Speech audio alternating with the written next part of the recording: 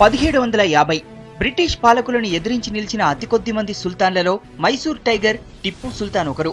British రాజుతో 4 మైసూరు యుద్ధాల్లో పాల్గొన్న చరిత్ర టిప్పుది. ఆయన పుట్టింది ఈ రోజే. మైసూరులోని దేవనహళ్లిలో పుట్టారు టిప్పు. తండ్రి హైదర్ అలీ మైసూర్ సుల్తాన్. ఆయన హయాంలోనే మొదటి, రెండో మైసూరు యుద్ధాలు జరిగాయి. 2 మైసూరు యుద్ధాల్లో తండ్రితో కలిసి పోరాడాడు టిప్పు.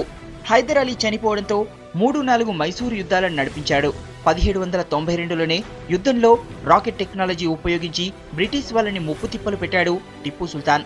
చివరికి టిప్పు సుల్తాన్ 49 ఏళ్ల వయసులో 1799 మే 4న శ్రీరంగపట్నం యుద్ధం చేస్తూ చనిపోయాడు.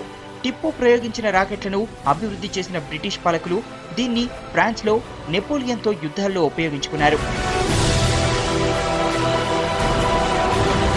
1923 ఆంధ్ర బ్యాంక్ దేశవ్యాప్తంగా 1500కు పైగా బ్రాంచీలు ఉన్న అతిపెద్ద bank.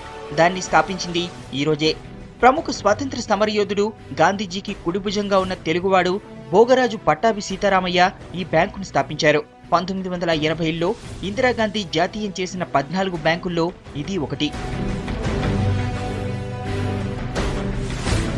1925 Robert F Kennedy America మాజీ అధ్యక్షుడు జాన్ ఎఫ్ కెనడీ సోదరుడు. ఆయన పుట్టింది ఈ రోజే. సివిల్ రైట్స్ కార్యకర్తగా, న్యూయార్క్ సెనేటర్గా, మోడరన్ అమెరికన్ లిబరిజం యాక్టివిస్ట్గా రాబర్ట్ కెనడీ పేరు తెచ్చుకున్నాడు. అన్న జాన్ కెనడీ హత్య తర్వాత యుఎస్ అటార్నీ జనరల్గా పనిచేశాడు. 1968 జూన్ 6న ప్రెసిడెంట్ ఎన్నికల్లో పోటీ పడుతున్న రాబర్ట్ లాస్ ఏంజల్స్లోని అంబాసిడర్ హోటల్లో స్పీచ్ ఇస్తుండగా హత్యకు గురయ్యాడు.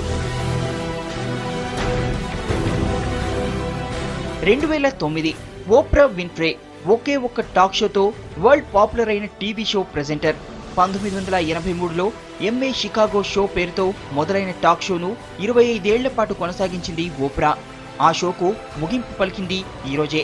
వరుసగా 19 ఏళ్ల పాటు అమెరికా టీవీ రేటింగ్స్లో టాప్లో నిలిచిన టాక్ షోగా ఓప్రా షో రికార్డు సృష్టించింది.